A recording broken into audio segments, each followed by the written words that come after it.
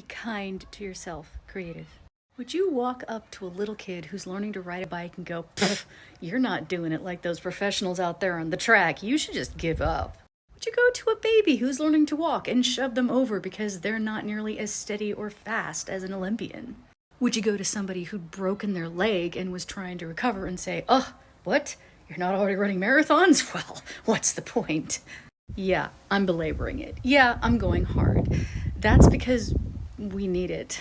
We are so bad at being kind to ourselves.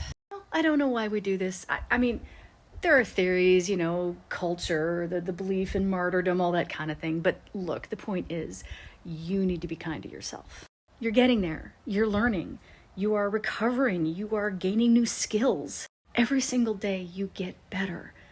That's worth having a little bit of patience for. I know your goalpost always moves.